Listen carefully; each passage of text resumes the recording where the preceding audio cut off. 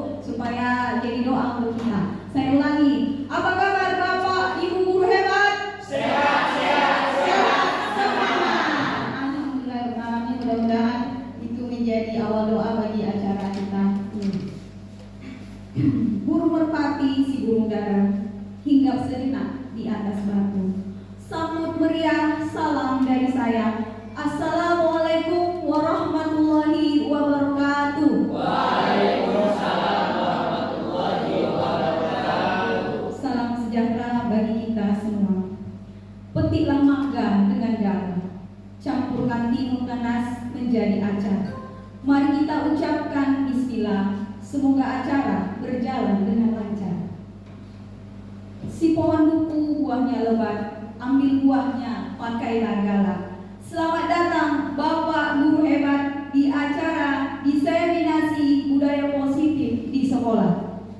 Alhamdulillahirobbilalamin, alhamdulillahirobbilalamin, alhamdulillahirobbilalamin. Marilah sama-sama kita mengucapkan puji dan syukur kita kehadiran Allah Subhanahu wa taala, Tuhan yang Maha Esa. Karena sampai pada hari ini kita masih diberikannya kesehatan, keselamatan, keringanan langkah untuk sama-sama hadir di ruangan yang berbahagia ini untuk menghadiri acara dari diseminasi budaya positif di sekolah. Yang saya hormati, yang sama-sama kita hormati adalah Bapak Kepala Sekolah SMA Negeri 1 Rantau Selatan, Bapak Ibu guru hebat yang hadir di sini, terkhusus untuk Ibu guru, calon guru penggerak angkatan 10 dari SMA Negeri 1 Rantau Selatan yang sama-sama hadir dengan Bapak Kepala Sekolah kita di depan, yaitu Ibu Rina Indayani Sirega.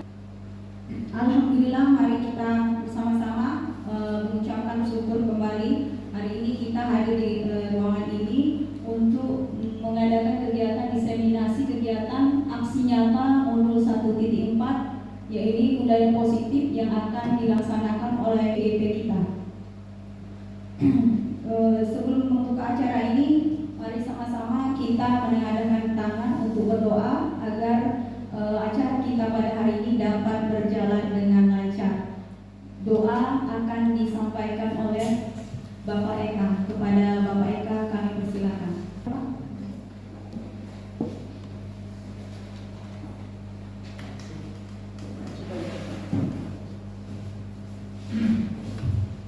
Bismillahirrahmanirrahim. Assalamualaikum warahmatullahi wabarakatuh.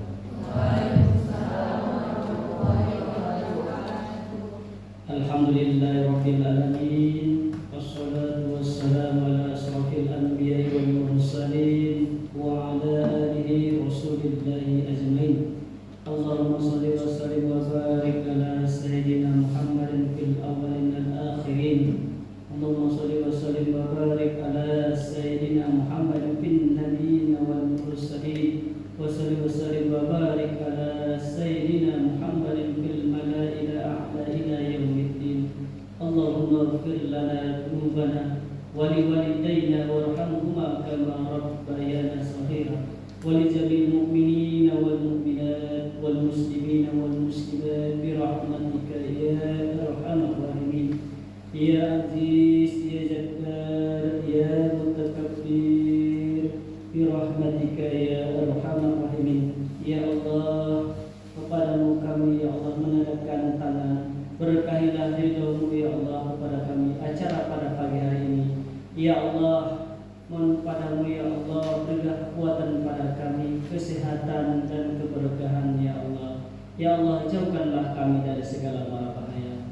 Ya Allah, ya Rahman ya Aziz, berkahilah ilmu yang kami dapat kepada calon ibu-ibu ataupun bapak penggerak untuk tahun ini ya Allah. Rabbana hab lana min azwajina wa dzurriyyatina qurrata a'yun waj'alna lil muttaqina imama. Rabbana atina fid dunya hasanah wa fil akhirati hasanah wa qina adzabannar. Walhamdulillahi rabbil alamin. Assalamualaikum warahmatullahi wabarakatuh.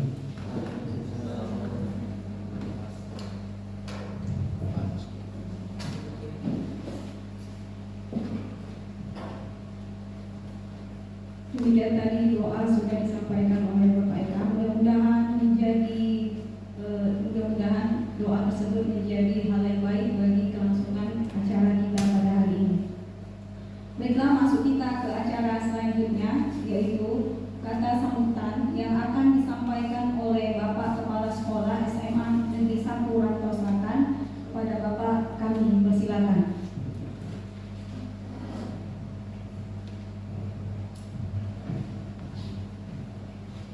Bismillahirrahmanirrahim. Assalamualaikum warahmatullahi wabarakatuh.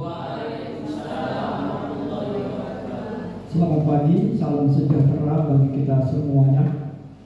Yang saya hormati Bapak Ibu Wakil Kepala Sekolah, Bapak Ibu Guru dan staf tata usaha SMA Negeri 1 Rantau Selatan. Yang saya banggakan adalah Bapak Ibu Guru CGP angkatan ke-10 di SMA Negeri 1 Rantau Selatan. Puji dan syukur mari tetap kita persembahkan kehadiran Tuhan yang Maha Kuasa, Allah Subhanahu wa taala, di atas karunia-Nya kesehatan keselamatan. Terbukti pada pagi menjelang siang ini kita masih diberi kesehatan keselamatan dan juga kehidupan. Semoga senantiasa kita dalam lindungan Allah Subhanahu wa taala. Amin. Kemudian yang saat kita dengan saya sholawat dan salam mari tetap kita persembahkan, kita perbanyak junjungan kita Nabi Muhammad sallallahu alaihi wasallam. Semoga kita mendapat syafaat dia berakhir nanti. Amin. Bapak Ibu guru yang saya hormati dan yang saya banggakan, Bapak Ibu CGP calon guru penggerak angkatan ke-10, pada hari ini saya merasa berbahagia sekali diundang dalam rangka membuka yaitu kegiatan desiminasi budaya dari program guru penggerak angkatan ke-10 yaitu Ibu Rina. Dan harapan kami apa yang beliau dapatkan nanti, apa yang beliau programkan ini nanti sampai beliau lulus menjadi guru penggerak sehingga bisa menggerakkan seluruh guru-guru di SMA Negeri 1 Rantau Selatan ini. Karena apapun ceritanya, guru penggerak adalah menjadi dambaan setiap orang. Ya, guru penggeraklah yang akan menjadi tumpuan negara ini untuk menuju Indonesia emas. Ya, jadi guru harus bergerak dan menggerakkan dalam rangka sumber daya manusia agar kita tidak ketinggalan zaman. Tapi kalau kita hanya selalu dalam zona nyaman saja, maka mungkin kita akan tergilas oleh zaman. Zaman sekarang Bapak Ibu luar biasa canggihnya, ya. Bagi kita, ya, yang guru mungkin ya tidak begitu terdampak. Ya, jujur saya katakan ini, bagi kita saat ini sebagai guru belum terdampak. Kenapa? Karena guru belum tergerus oleh namanya zaman yang canggih. Tapi kalau tukang becak, ya, dulu ada taksi Bluebird, ya, mereka sudah tergerus oleh zaman. Kenapa? Karena sudah ada Grab, ya, mereka akan ditinggalkan dengan sendirinya. Yang buka toko kelontong, toko pakaian, sepeda motor, baju dan sebagainya, tinggal nyamuk yang datang ke toko itu. Mengapa? Karena sudah ada yang namanya COD. Luar biasa, ya. Kemudian juga bimbingan belajar akan mulai punah ke depan itu. Kenapa? Sudah ada ruang guru yang pakai online. Yang sekarang ada sudah ditinggalkan orang apa? Itu namanya cek darah, cek gula, cek glukosa, cek asam urat, cek apalagi itu. Yang satu lagi kolesterol. Tidak perlu lagi kita dicucuk-cucuk. Kenapa? Cukup jari kita ditempelkan di handphone, sudah tahu berapa gula kita. Sudah ada itu sekarang, ya. Canggihnya luar biasa, ya. Itulah zaman, ya. Siapa yang menguasai teknologi, itulah menguasai dunia. Harapan kami Bapak Ibu guru berpaculah, ya. Kalau saya yang bisa mendoakan, bisa berharap, ya kan. Tapi yang penting saya punya niat yang baik, niat yang ikhlas, ya, berbahagia, bersemangat kalau Bapak Ibu ikut dalam, ya, kegiatan atau program guru penggerak. Karena apa? Karena memang saya hanya bisa mendoakan, saya bisa berharap. Karena memang usia saya pun sudah tidak muda lagi, hanya 1 tahun 8 bulan lagi saya akan memasuki pensiun. Tetapi semangat saya untuk menggerakkan Bapak Ibu guru agar menjadi guru yang hebat, saya tetap tenang dalam diri saya. Maka hadir saya di sini untuk memberikan semangat kepada Bapak Ibu guru, calon guru penggerak, supaya mereka bisa cepat melaksanakan programnya, cepat lulus dan bisa diimplementasikan di SMA yang kita cintai ini. Demikian yang bisa kami sampaikan, dan kurang lebihnya mengucapkan Bismillahirrahmanirrahim. Program Destinasi Guru Penggerak atau Destinasi Budaya pada pagi hari ini kita buka secara resmi. Demikian kami persilakan nanti kepada Ibu Rina dan untuk memberikan materinya, narasumber, semoga kita semua terpaham untuk itu. Sekian, saya akhiri. Assalamualaikum warahmatullahi wabarakatuh. Selamat pagi, salam sejahtera bagi kita semuanya. Terima kasih kepada Bapak Kepala Sekolah atas bimbingan dan arahannya, juga semangat untuk mendukung para calon guru penggerak kita, Ibu Lina Indayani, dan bahwa guru penggerak itu adalah sebagai motor penggerak dari setiap sekolah di mana dia ditugaskan. Karena kita seorang pendidik harus mengikuti perkembangan zaman, karena yang kita didik adalah generasi muda yang akan datang meneruskan estafet pendidikan, meneruskan estafet kepemimpinan kita di masa depan. Demikian benarlah juga kata Imam Ali bin Abi Thalib mengatakan bahwa didiklah anakmu sesuai dengan perkembangan zamannya. Nah, ini terbukti bahwa kita sebagai pendidik juga harus mengikuti perkembangan zaman, karena ilmu yang kita dapatkan tidak hanya cukup di buku saja, sekarang sudah berkembang sesuai dengan era teknologinya. Untuk acara selanjutnya adalah acara inti, yaitu pemaparan dari modul 1.4 diseminasi budaya positif di sekolah oleh para pemapar kita, yaitu calon guru penggerak angkatan 10 Ibu Lina Indayani. Kepada Ibu CGP yang bersangkutan kami persilakan, dan saya sebagai pembawa acara mohon maaf atas segala kekurangan, dan saya ucapkan terima kasih atas segala perhatiannya. Berjalan jauh jangan lupa singgah di perhentian, membawa bekal banyak jangan lupa dimakan. Terima kasih banyak atas segala perhatian. Semoga budaya positif dapat kita laksanakan. Bila taufiq wal hidayah. Wassalamualaikum warahmatullahi wabarakatuh. Assalamualaikum kepada Ibu Lina Indayani.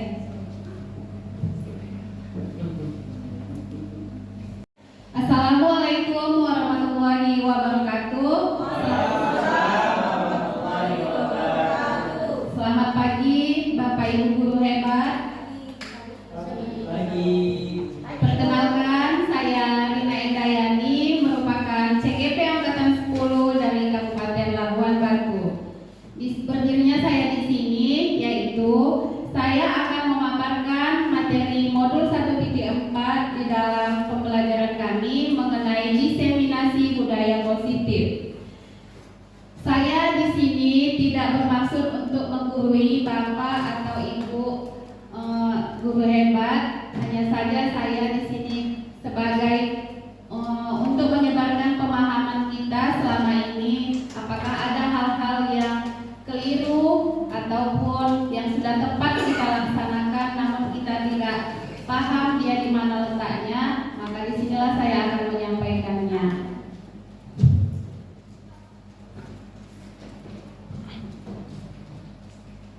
Baik, sebelum memulai materi saya, di sini saya akan ice breaking sebentar kepada Bapak Ibu guru. Silakan lihat gambar di depan. Kira-kira apa yang jawaban dari gambar tersebut? Ya, ya Bapak. Jadi menurut saya jawabannya tetangga bawa ember.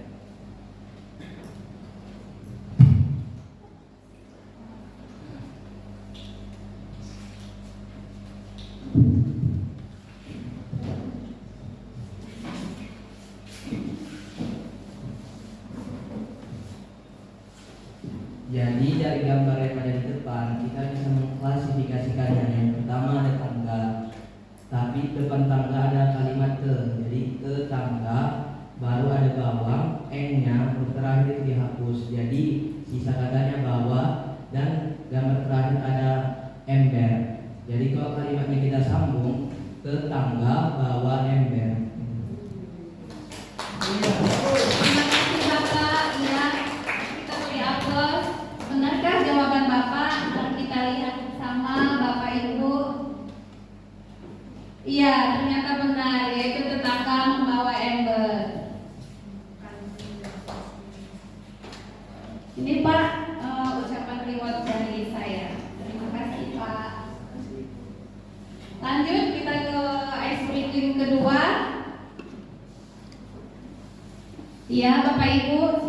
dilihat gambarnya? Ada yang bisa?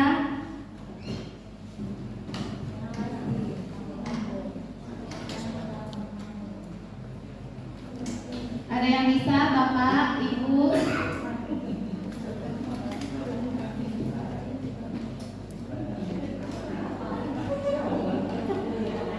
Ya, Bapak Eka. Baik, untuk jawaban kali ini mudah-mudahan saya jawab saja, yaitu melatih ibadah. Ya, terima kasih Pak Eka. Mari kita cek dulu jawaban dari Pak Eka, benar atau tidak? Iya, benar sekali, melatih ibadah. Terima kasih Pak Eka. Kita lanjut ke ice breaking terakhir.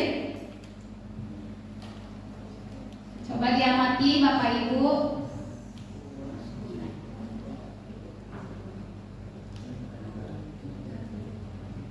Ada yang bisa, Bapak Ibu?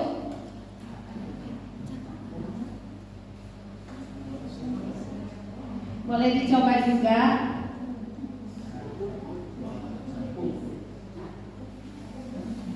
Ada yang bisa?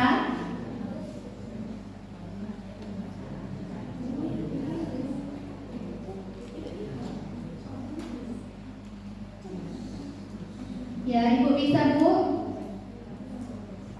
Ya, silakan Ibu.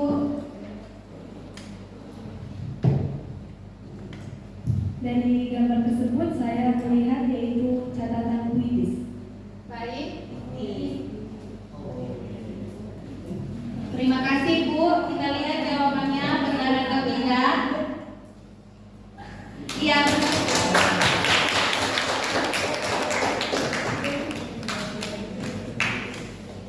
Terima kasih, Bu. Baik, berarti kita semuanya sudah fokus ya Bapak Ibu. Mari kita lanjutkan ke materi kita, yaitu mengenai budaya positif, di mana di sini tujuan pendidikan menurut Ki Hajar Dewantara adalah menuntut kodrat yang ada pada anak agar mereka dapat mencapai keselamatan, kebahagiaan yang setinggi-tingginya, baik sebagai manusia maupun sebagai anggota masyarakat. Oleh sebab itu, pendidikan hanya dapat menuntun tumbuh atau hidupnya kekuatan kodrat yang ada pada anak agar dapat memperbaiki lakunya serta tumbuhnya kekuatan kodrat alam dan berdasarkan kodrat alam dan kodrat zaman anak. Tujuan dari aksi nyata saya yaitu yang pertama, menciptakan murid yang merdeka dan disiplin diri yang kuat. Yang kedua, menumbuhkan budaya positif di sekolah dengan meyakini nilai-nilai kebajikan universal. Lini masa tindakan yang akan dilakukan. Yang pertama, saya telah berkoordinasi dengan kepala sekolah untuk penerapan budaya positif pada tanggal 31 Mei 2024 yang lalu.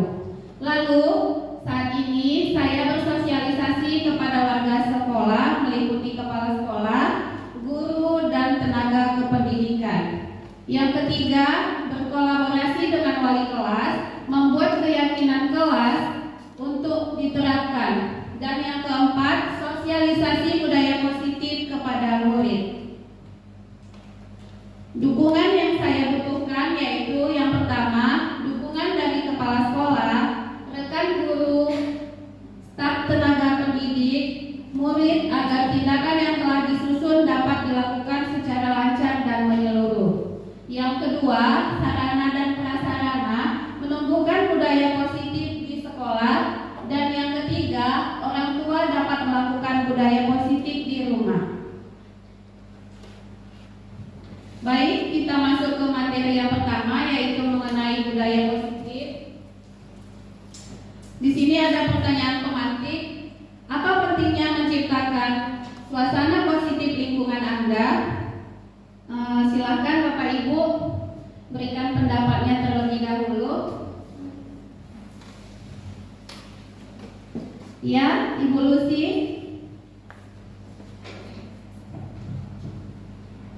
Terima kasih kesempatannya kepada Ibu Rina. Menurut saya Bu, pentingnya mengapa menciptakan budaya suasana positif di lingkungan kita adalah agar tercipta keamanan tentunya, kenyamanan di warga sekitarnya. Kalau ada satu orang saja yang melakukan dampak negatif, maka seluruh lingkungan kita akan merasa juga tidak aman dan nyaman. Jadi memang tidak bisa kita melakukan suasana menciptakan lingkungan yang aman dan damai itu kalau semua warganya tidak mau saling bahu membahu dan bahu membantu berkolaborasi untuk menciptakan lingkungan positif. Jadi penting Bu, agar suasana lebih tercipta lebih aman, lebih nyaman dan lebih damai. Gitu.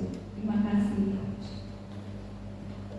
Ya, terima kasih Bu Lucy atas pendapat yang diberikan kepada saya. Terima kasih Bu. Jadi menurut Ibu Lucy, budaya positif itu penting karena menciptakan lingkungan aman dan nyaman. Baik, untuk yang kedua, sebagai seorang pendidik atau pimpinan sekolah, bagaimana Anda dapat menciptakan suasana positif di lingkungan Anda selama ini? Bagaimana pendapat Bapak Ibu? Bagaimana cara menciptakannya?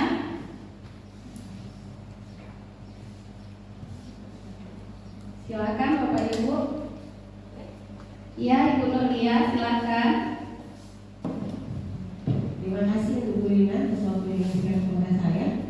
Sebagai seorang pendidik, menurut saya dan selama ini sudah saya terapkan untuk menciptakan suasana positif di lingkungan sekolah, terutama di kelas, saya itu menerapkan kesepakatan kelas.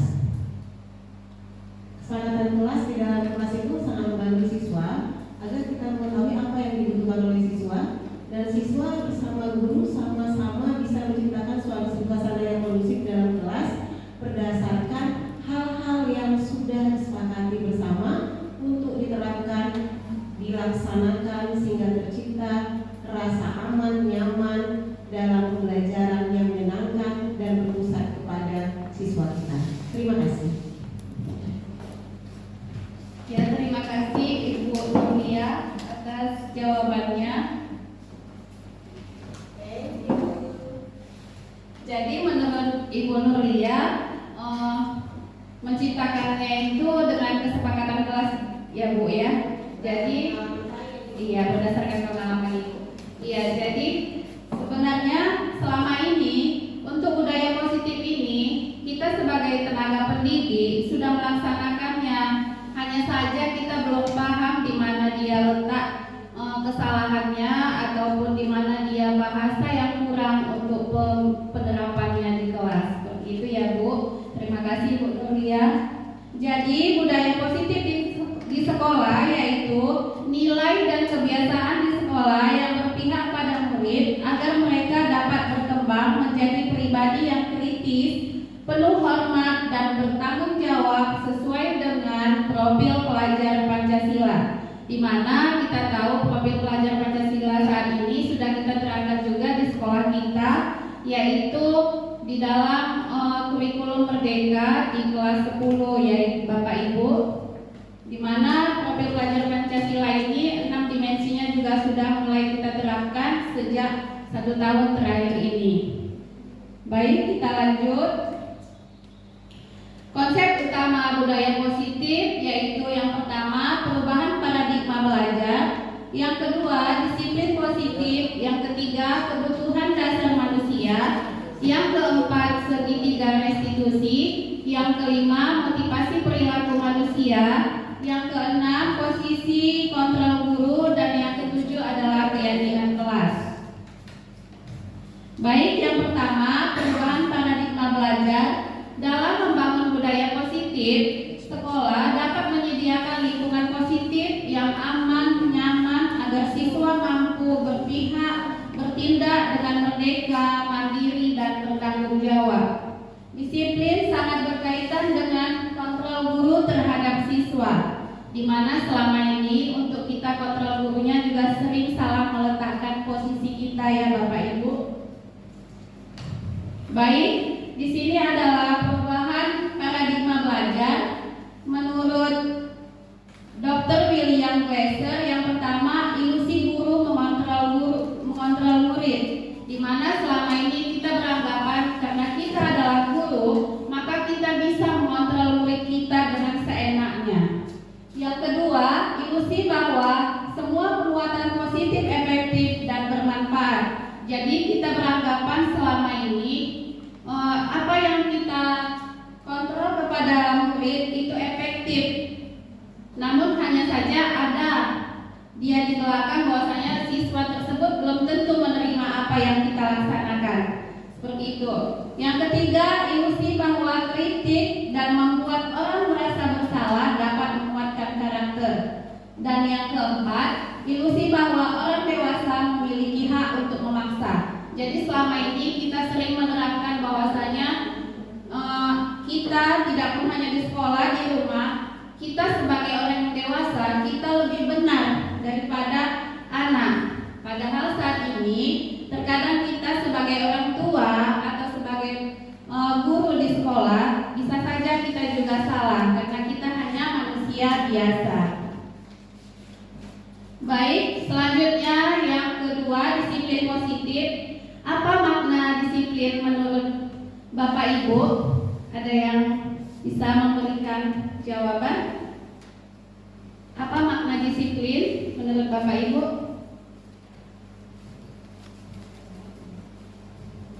Ya, silakan Ibu Elpida.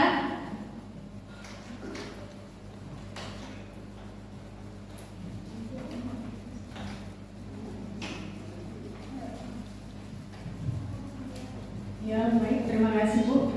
Disiplin itu menurut saya merupakan suatu aturan yang harus kita taati, dan aturan itu memang harus kita taati agar tujuannya untuk memberikan kedisiplinan bagi setiap siswa. Terima kasih. Ya, terima kasih Bu Elpida. Jadi menurut Ibu Elpida, disiplin itu adalah peraturan yang perlu ditaati. Bagaimana Bapak Ibu? Ada pendapat yang lain? Setuju. Setuju Pak? Setuju ya. Jadi apa makna daripada disiplin ini? Lalu untuk pertanyaan selanjutnya, sebelum saya masuk ke materinya, apa pentingnya menciptakan suasana positif di lingkungan Anda? Masih berkaitan dengan budaya positif. Ya, Bapak Eka. Baik, apa pentingnya menciptakan suasana positif di lingkungan Anda? Gunanya untuk agar suasana nyaman, tenang, damai. Inilah fungsi untuk menciptakannya suasana positif di lingkungan Anda, agar proses belajar mengajar itu berjalan dengan baik. Adanya pentingnya menciptakan suasana positif sendiri. Terima kasih. Ya, terima kasih Pak Eka. Lalu dari disiplin tadi masih berkaitan erat dengan yang namanya budaya positif, di mana disiplin berasal dari bahasa Latin yaitu disciplina yang artinya belajar. Makna asal kata ini berkonotasi dengan disiplin diri dari murid atau Socrates dan Plato. Disiplin diri membuat orang menggali potensinya menuju sebuah tujuan apa yang dia hargai.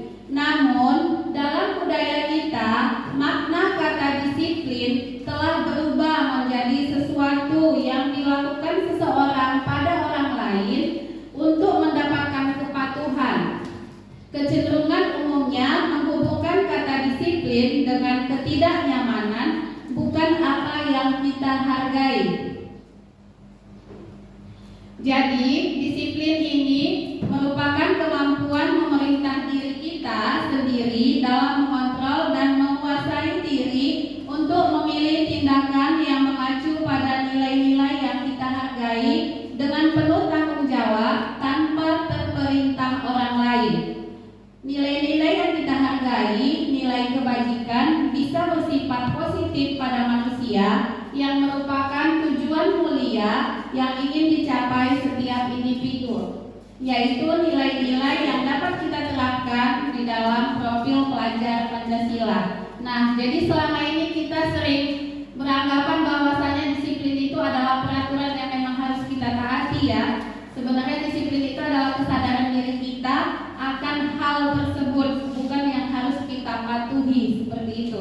Tapi dia tertanam dari intrinsik diri kita sendiri, bahwasanya disiplin itu memang tertanam, bukan selama ini kita hanya gara-gara kepatuhan atau peraturan makanya kita menaatinya. Baik, selanjutnya nilai-nilai kebajikan universal adalah sifat positif manusia yang merupakan tujuan mulia yang ingin dicapai setiap individu.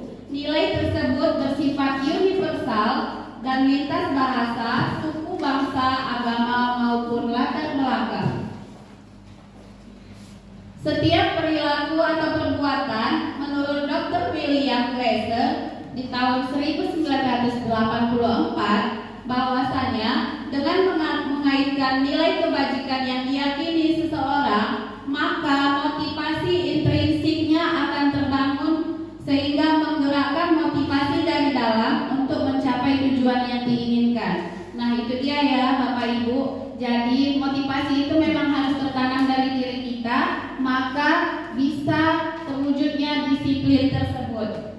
Yang kedua, nilai kebajikan yang ingin dicapai setiap anak Indonesia kita kenal dengan profil pelajar Pancasila. Nah, jadi dengan tema profil pelajar Pancasila ini kita dapat mendisiplinkan anak murid kita atau peserta didik kita agar tertanam di dalam diri mereka sendiri bahwasanya mereka memang adalah disiplin diri yang tertanam intrinsik sesuai dengan profil pelajar Pancasila, tidak ada paksaan dari luar tetapi memang dari dalam dirinya sendiri.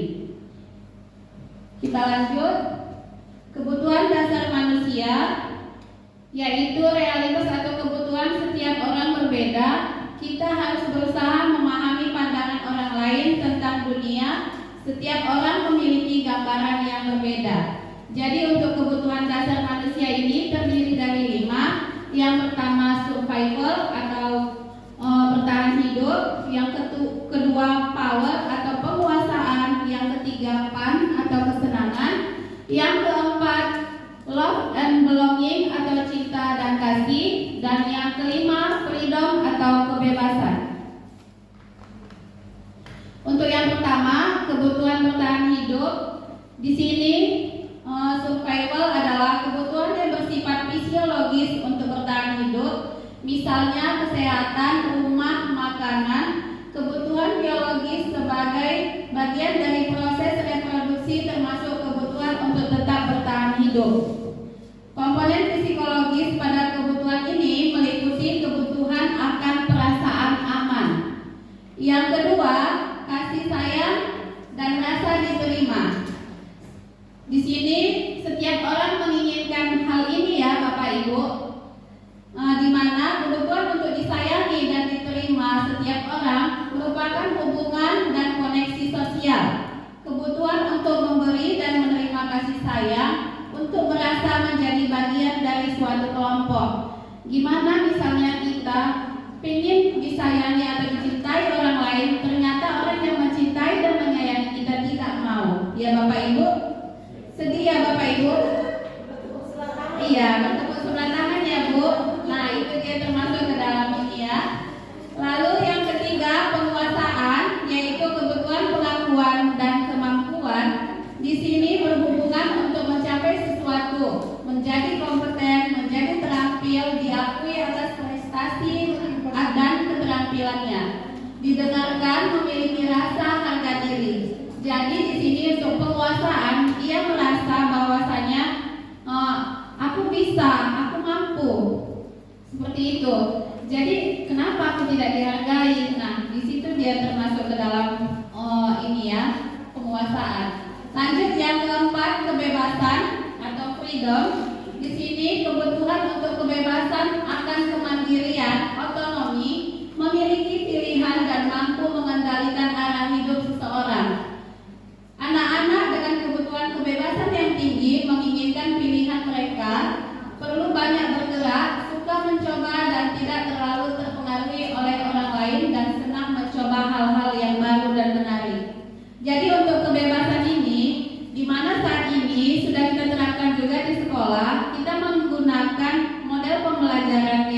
berpihak pada murid, di mana setiap murid dapat menggali potensi dirinya berdasarkan kodratnya. Jadi dia memiliki yang namanya kebebasan untuk menyampaikan pendapatnya, untuk menyampaikan keterampilannya, menunjukkan bakat dan minatnya di dalam kebebasan tersebut. Yang kita lanjut, yang kelima, kesenangan, yaitu kebutuhan untuk mencapai kesenangan, bermain dan tertawa.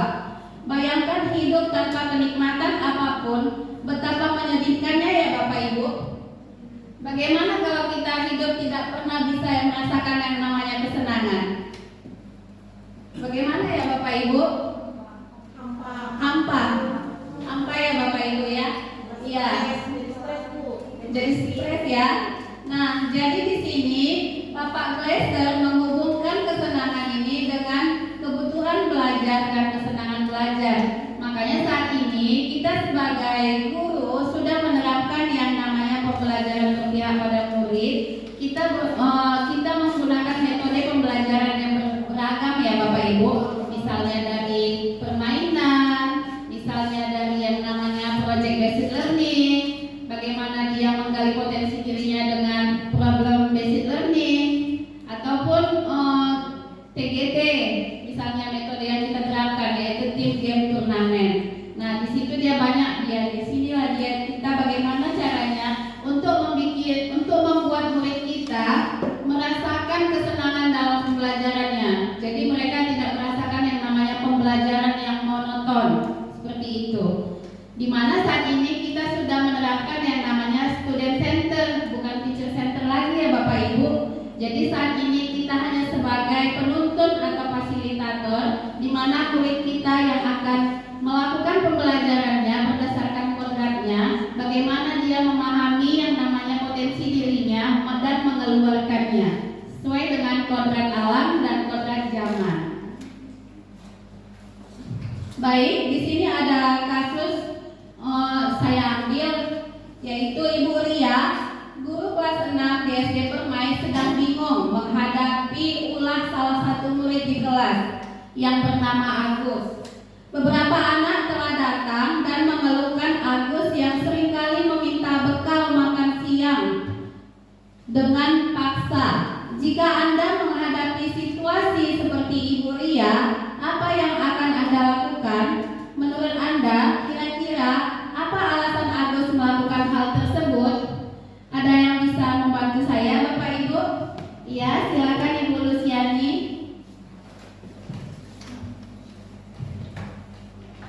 Menurut saya Bu, kenapa jika saya atau Ibu Ria ini menghadapi kasus seperti ini, maka ini biasanya kalau di SMA nggak mungkin terjadi lagi gitu ya. Kita SD mungkin bisa saling berebutan. Menurut saya Bu, ini menurut perkiraan saya, menurut paparan yang sudah disampaikan tadi, bahwa ternyata anak ini mengapa dia merebut makanan itu dikarenakan mungkin dia tidak makan dari rumah. Jadi dia berusaha untuk bertahan hidup ibaratnya gitu kan Bu, supaya perutnya kosong, dan dia tertarik dengan makanan yang dibawa oleh temannya karena perut dia kosong, dia kepengen juga makan. Jadi alasan itu mungkin dia punya badan besar, dia punya kekuasaan, power, sehingga dia bisa saja memaksa kawannya untuk mendapatkan makanan itu. Kadang-kadang kan dia premamen gitu, bisa jadi karena dia punya kekuasaan, powerful, bilang makannya aku pengen, atau mungkin dia bertahan hidup karena dia tidak makan dari rumah. Mungkin banyak alasannya. Nah, yang akan saya lakukan itu adalah tentu saya tanya dulu anaknya, mengapa dia melakukan hal tersebut. Seandainya dia terjadi pada dirinya, makanannya diambil oleh rekannya, bagaimana perasaannya. Dan kalau dia meminta secara baik-baik, tentunya teman itu akan lebih senang membantu dia, apalagi dia tahu mungkin kamu mau cerita kalau kamu tidur sarapan, atau mungkin orang tua tidak sempat memasakkan makanan, atau mungkin keadaannya yang tidak kurang baik, atau mungkin dari bahasa itu saya kembalikan ke si anak supaya anak bagaimana kalau dia diperlakukan seperti itu. Mungkin itu aja Bu yang dapat saya sampaikan. Baik, terima kasih Bu Luciani. Jadi dari pendapat Ibu bahwasanya Agus memiliki yang namanya karakter survival ya Bu ya. Lalu dia juga memiliki karakter yang namanya penguasaan karena badannya besar menurut Bu Luciani seperti itu. Lalu dia untuk sebagai Ibu Ria di situ Ibu beranggapan bahwasanya Ibu Ria memiliki posisi atau karakter yang untuk memberikan kebebasan ya Bu ya. Seperti itu ya Bu Lucy. Iya. Baik, kita lihat. Jadi dalam konteks penerapan disiplin positif, Ibu Ria sebaiknya mencari tahu alasan Agus melakukan tindakan tersebut agar mengetahui kebutuhan mana yang sedang berusaha dipenuhi oleh Agus. Seperti yang disebutkan oleh Ibu Lucy tadi, yang pertama, Agus lapar dan orang tuanya tidak membawakan bekal makan siang, berarti dia termasuk ke dalam kebutuhan survival. Yang kedua, teman Agus jadi perhatikan Agus, di mana di sini temannya memberikan makannya kepada Agus, bekal makan mereka berbagi kepada Agus. Maka di sini Agus mendapatkan yang namanya love and belonging, cinta dan kasih sayang. Yang ketiga, dia merasa hebat karena temannya jadi takut dan menuruti keinginannya. Iya, seperti yang dibilang Ibu Lucy tadi, bahwasanya Agus memiliki badan besar misalnya, jadi teman-temannya takut. Di mana di sini Agus memiliki yang namanya power. Lanjut yang keempat, Agus merasa bosan dengan bekal yang dibawakan orang tuanya karena selalu bekal yang sama. Misalnya Agus membawa bekal tapi menunya itu aja dibuat sama orang tuanya, maka dia masuk ke dalam karakter kebebasan atau freedom. Dan yang kelima, Agus hanya iseng dan dia menikmati ekspresi wajah temannya yang kesal atau dia merasa senang.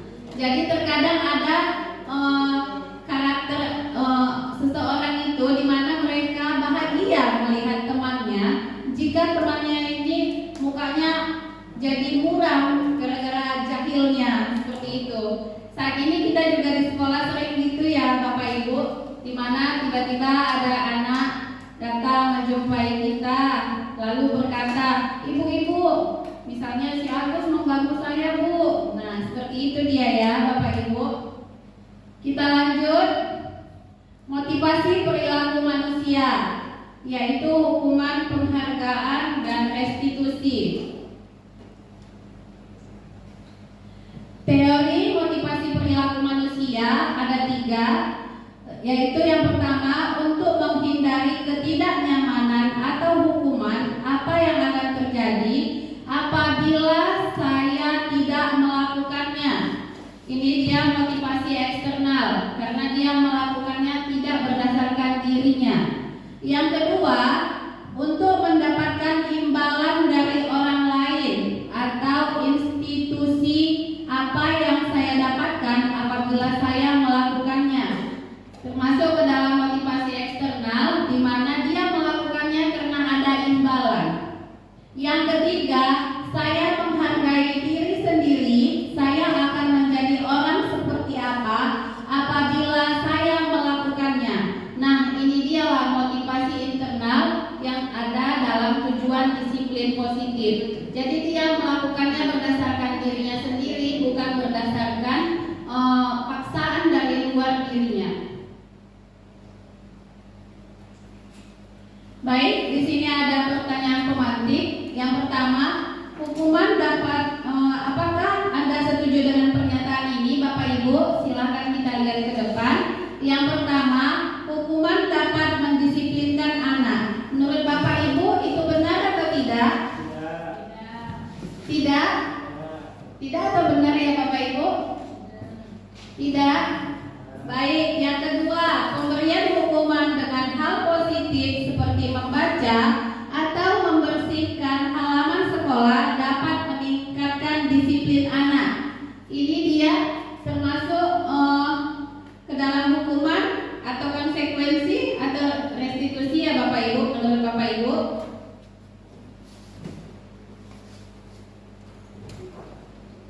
Pemberian hukuman dengan hal positif.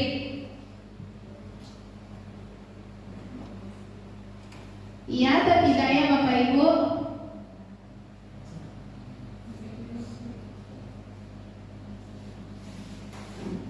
Kalau menurut saya Bu, ini bukan hukuman, tapi adalah didikan. Bukan hukuman. Agar anak itu tahu bagaimana bahwa yang diperbuat itu adalah salah, tapi bukan hukuman, tapi adalah didikan. Itu yang saya beda hukuman sama didikan. Baik, terima kasih Pak Eka. Kita lanjut. Yang ketiga, memberi penghargaan dapat meningkatkan motivasi belajar anak. Ini benar atau tidak ya Bapak Ibu? Ini benar. Kalau ini Bu sangat benar sekali. Karena penghargaan ini adalah biar anak itu tadi lebih termotivasi, lebih giat lagi untuk lebih belajarnya meningkat lagi. Baik, terima kasih Bapak Eka. Baik, di sini kita coba dulu bersama-sama menjawab kolom-kolom berikut. Yang pertama, mencatat 100 kali di dalam buku kalimat "Saya tidak akan terlambat lagi karena terlambat ke sekolah". Ini termasuk hukuman atau konsekuensi? Ya, konsekuensi. Baik, kita simpan dulu jawabannya. Yang kedua, lari mengelilingi lapangan basket 2 kali karena terlambat hadir di sekolah. Hukuman atau konsekuensi Bapak Ibu? Hukuman. Kita lanjut, kita simpan jawabannya dulu. Yang ketiga, murid diminta untuk push up 15 kali karena tidak menggunakan masker ke sekolah. Ini pada saat COVID ya misalnya. Hukuman menurut Bapak? Iya. Baik, kita simpan dulu. Yang keempat, menggantikan kertas tugas teman yang telah dicoret-coret. Konsekuensi. Yang kelima, membersihkan tumpahan air di meja tulis karena tersenggol pada saat belajar. Konsekuensi. Disuruh untuk tidak mengenakan sepatu seharian di sekolah karena tidak mengenakan sepatu hitam. Hukuman. Baik, yang ketujuh, lari mengelilingi lapangan basket 2 kali karena terlambat 10 menit untuk pelajaran PJOK. Hukuman. Baik, kita lihat jawabannya. Untuk yang pertama, mencatat 100 kali di dalam buku termasuk ke dalam hukuman. Lari mengelilingi lapangan basket 2 kali karena terlambat hadir di sekolah. Hukuman. Yang ketiga, murid diminta untuk push up 15 kali termasuk ke dalam hukuman. Yang keempat, mengganti kertas tugas teman yang telah dicoret termasuk ke dalam konsekuensi. Yang kelima, membersihkan tumpahan air di meja tulis karena tersenggol pada saat belajar termasuk ke dalam konsekuensi. Yang keenam, murid disuruh untuk tidak mengenakan sepatu seharian karena tidak memakai sepatu hitam termasuk ke dalam hukuman. Yang ketujuh, lari mengelilingi lapangan basket 2 kali karena terlambat 10 menit untuk pelajaran PJOK. Dia adalah konsekuensi, bukan hukuman ya Bapak Ibu. Kenapa dia untuk yang terakhir dia disebut dengan konsekuensi? Karena di dalam pembelajaran PJOK dia terlambat dan dia memang arahnya sama di dalam pembelajaran PJOK. Tapi kalau murid kita terlambat datang ke sekolah, tapi kita suruh berlari keliling lapangan 10 kali, tapi bukan pembelajaran PJOK, maka itu disebut dengan hukuman. Tapi kalau dia terlambat pada saat pembelajaran PJOK dan dia melaksanakannya, itu termasuk ke dalam konsekuensi karena peraturannya sudah ada. Seperti itu ya Bapak Ibu. Baik, di sini ada dari bagian yang tadi bahwasanya kata disiplin tanpa kata positif di belakangnya sesungguhnya sudah merupakan identitas sukses dan hukuman merupakan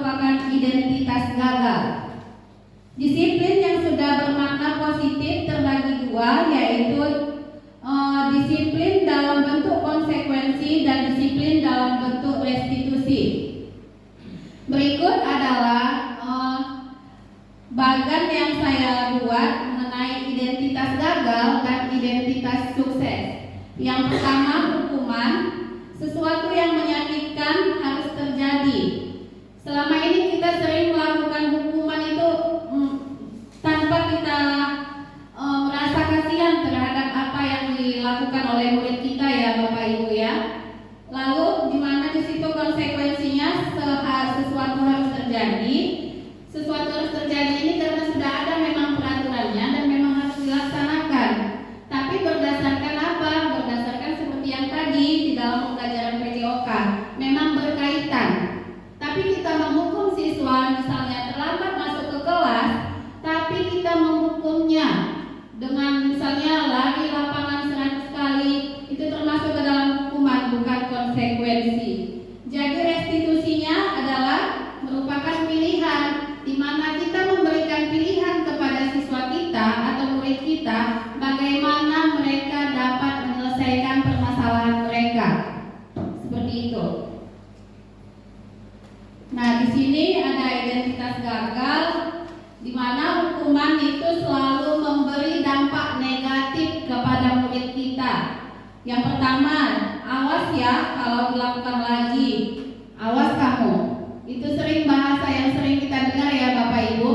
Tidak hanya di sekolah tapi di rumah. Yang kedua, bermode paksaan. Kita memaksa walaupun sebenarnya murid itu tidak menginginkannya, tapi kita memaksakannya harus dilaksanakan. Seperti itu. Yang ketiga, mendorong menyalahkan diri.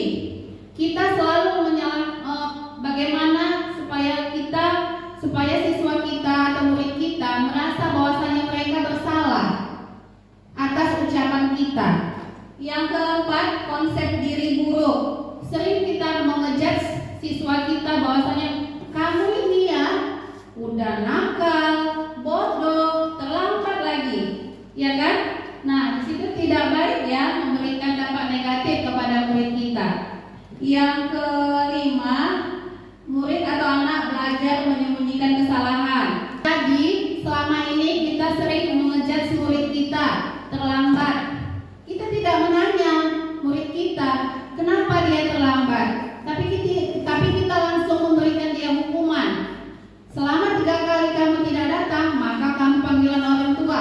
Tapi tanpa kita tanya alasan dia terlambat datang ke sekolah itu karena apa? Bisa saja pertama terlambat bangun, atau misalnya ban keretanya bocor di jalan, ya kan?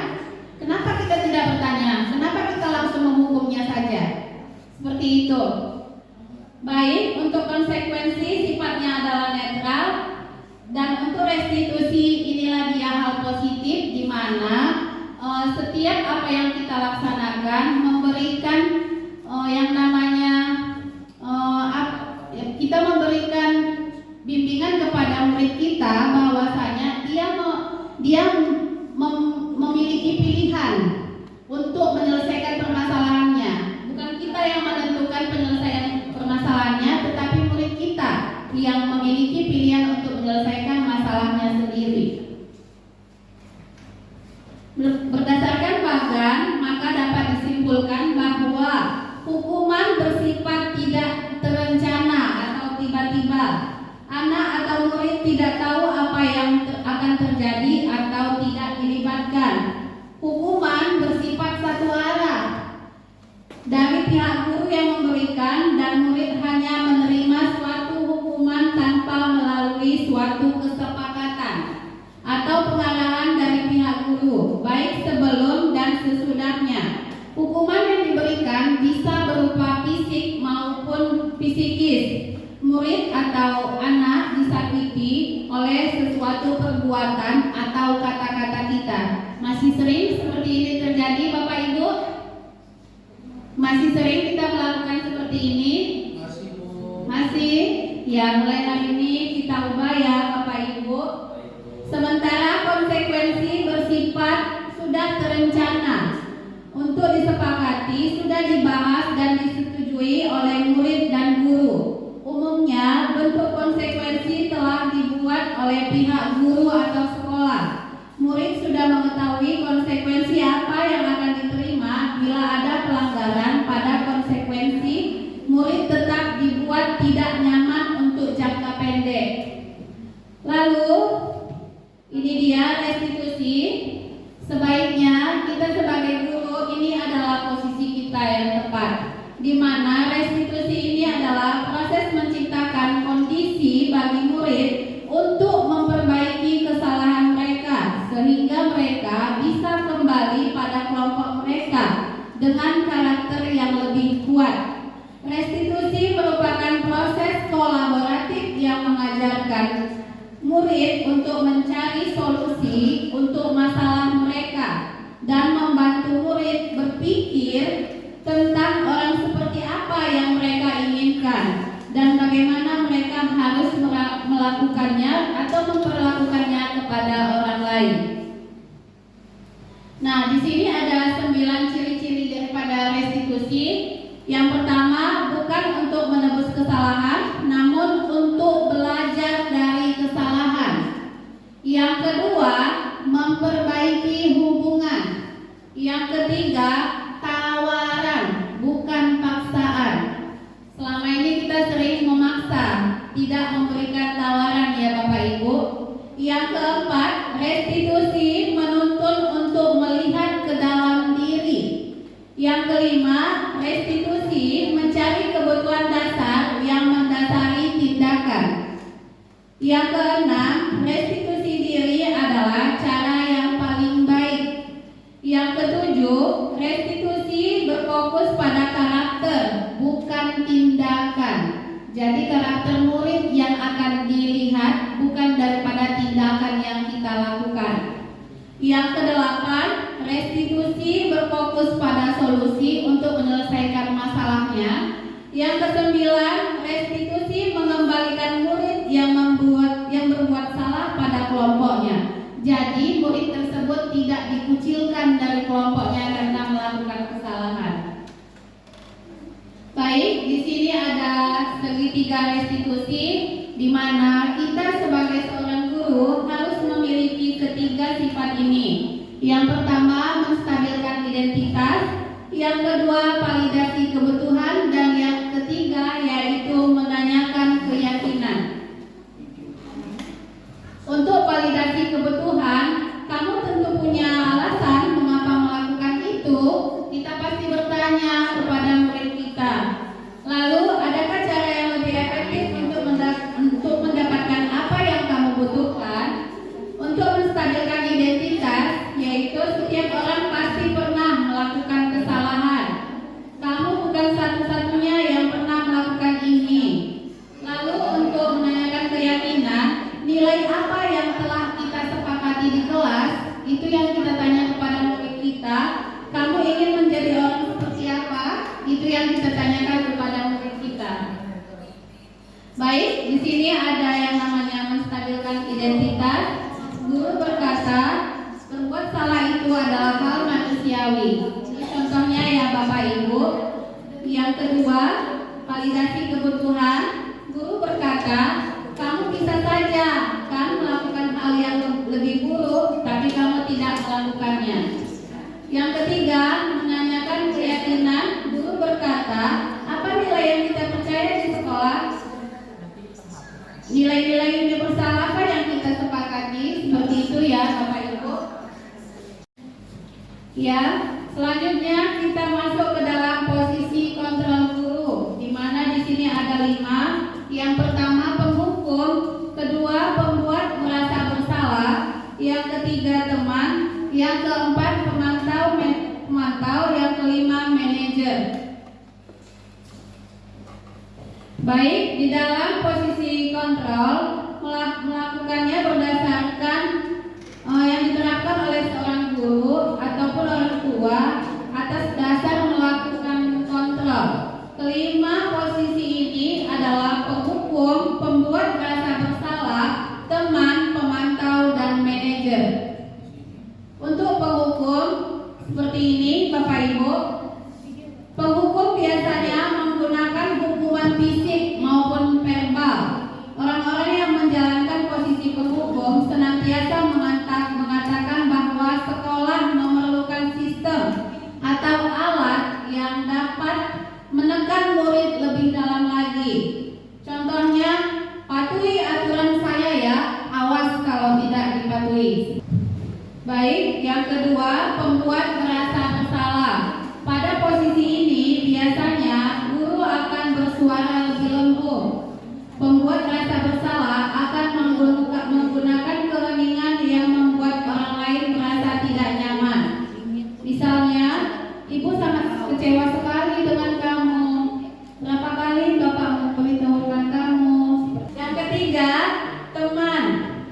Nah, di sini adalah posisi gurunya sebagai teman murid, namun bersifat negatif dan bisa juga bersifat positif. Contohnya, ayo bantulah ibu ayolah nak, bantu ibu demi ibu ya nak, seperti itu ya Bapak Ibu. Yang keempat, pemantau, di mana di dalam posisi pemantau kita sebagai guru mengawasi, kita bertanggung jawab atas perilaku orang-orang yang kita awasi. Contohnya, apa yang telah kamu lakukan, sanksi atau konsekuensinya apa? Seorang pemantau mengandalkan perhitungan, catatan, dan dapat digunakan sebagai bukti. Ini biasanya sering terjadi di mana Bapak Ibu? Ada buktinya, ya di ruang BP. Jadi ada buktinya berapa kali siswa melakukan kesalahannya tercatat di sana dalam buku dosa. Kita lanjut, yang kelima, manajer. Nah, di posisi manajer inilah sebenarnya yang harus kita terapkan sebagai guru, di mana kita mempersilahkan murid mempertanggungjawabkan perilakunya, mendukung murid agar dapat menemukan solusi atas permasalahannya sendiri. Seorang manajer telah memiliki keterampilan di posisi teman maupun pemantau. Dengan demikian, bisa jadi di waktu-waktu tertentu kita dapat menerapkan kedua posisi tersebut. Kita dapat sebagai teman dan dapat sebagai pemantau. Contohnya, apa kamu meyakini yang kamu buat kesalahannya? Kita bertanya.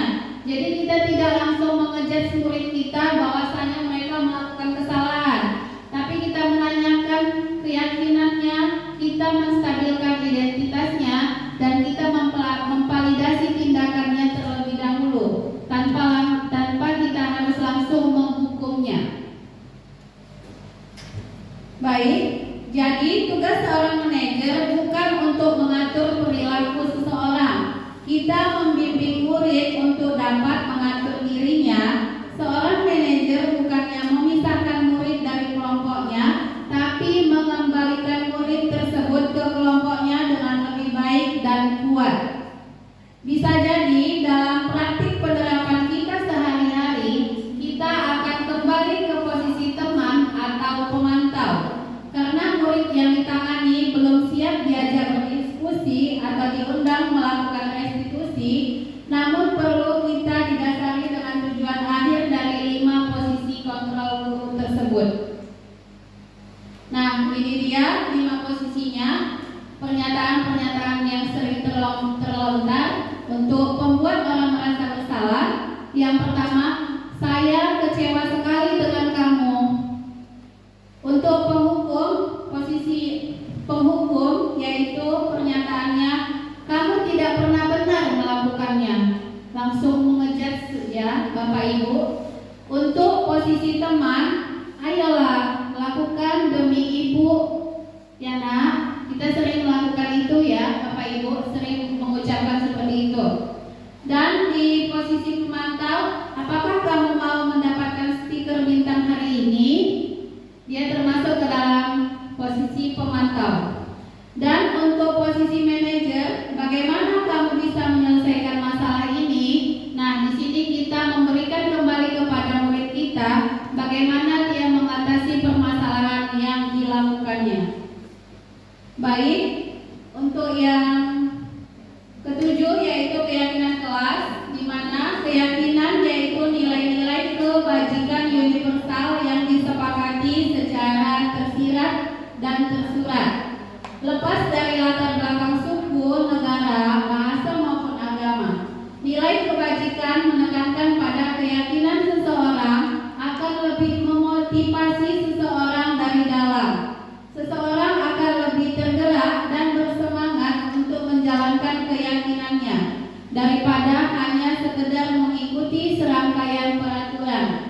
Nilai kebajikan tersebut dapat menjadi landasan kita untuk membuat suatu keyakinan kelas atau menumbuhkan dan memberikan yang namanya visi dan misi tujuan daripada sekolah kita ini tercapai. Mengapa tidak peraturan saja? Mengapa harus keyakinan kelas? Nah, di sini ada pertanyaannya. Jadi untuk mendukung motivasi intrinsik kembali ke nilai-nilai atau keyakinan kita untuk lebih menggerakkan seseorang dibandingkan mengikuti serangkaian peraturan. Makanya dipilih dia keyakinan kelas, bukan peraturan kelas. Nah, di sini keyakinan kelas lebih bersifat abstrak daripada peraturan yang lebih rinci atau konkret. Keyakinan kelas berupa pernyataan universal. Pernyataan keyakinan kelas dibuat dalam bentuk positif. Keyakinan kelas hendaknya tidak terlalu banyak sehingga mudah diingat dan dipahami. Keyakinan kelas sebaiknya sesuatu yang dapat diterapkan di lingkungan tersebut. Semua warga kelas ikut berkontribusi dalam pembuatan keyakinan kelas lewat kegiatan curah pendapat. Bersedia meninjau kembali keyakinan kelas dari waktu ke waktu. Jadi kita melaksanakan yang namanya keyakinan kelas berdasarkan daripada keinginan murid atau siswa kita, ya Bapak Ibu. Nah, di sini dia urutannya: budaya positif, lingkungan positif, keyakinan kelas, lalu masuk ke dalam peraturan kelas. Nah, untuk pembentukan keyakinan kelas, ini dia Bapak Ibu. Untuk prosedurnya, mempersilahkan warga sekolah untuk bercurah pendapat. Yang kedua, mencatat semua masukan-masukan yang diberikan kepada kita, kepada murid. Lalu susunlah keyakinan kelas dalam bentuk kalimat positif. Tinjau kembali daftar curah pendapat yang sudah dicatat. Tinjau ulang keyakinan kelas secara bersama-sama. Setelah keyakinan kelas atau sekolah selesai dibuat, maka semua warga sekolah meninjau ulang dan menyetujui keyakinan kelas. Yang terakhir, keyakinan kelas atau sekolah selanjutnya bisa diletakkan di dinding kelas, di tempat-tempat yang mudah terlihat oleh semua warga sekolah atau warga kelas. Nah, ini dia kegiatan-kegiatannya Bapak Ibu. Ada tabel T, ada hormat, bekerja, rasa diterima dan dimiliki. Lalu dia ada tabel Y, terdengar, terlihat, berperilaku. Dan yang ketiga yaitu kegiatan pendalaman keyakinan. Di sini inilah tugas kita. Tugas guru yaitu mengajar, mendidik, menjawab pertanyaan, memberi nilai, mengatur kelas, menegakkan peraturan kelas atau sekolah, menjalankan keyakinan kelas, peduli terhadap murid. Untuk tugas murid belajar, mencoba menghasilkan yang terbaik dari diri, bertanya jika tidak paham, mengikuti peraturan, menjalankan keyakinan kelas, mendengarkan, memeriksa tugas kembali. Jadi untuk yang kolom bawah, guru tugasnya bukan menyakiti ya Bapak Ibu. Kita tidak boleh menyakiti murid kita. Kita tidak boleh memaksakan, kita tidak boleh memerintah murid kita. Jadi, baik, selanjutnya ini adalah contoh daripada penerapan keyakinan kelas yang sudah saya laksanakan di kelas 10-8.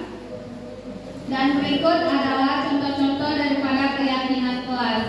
Nanti kita Bapak Ibu bisa melaksanakannya di dalam kelas kita masing-masing atau kita terapkan di sekolah. Berikut adalah contoh-contoh daripada keyakinan kelas. Demikianlah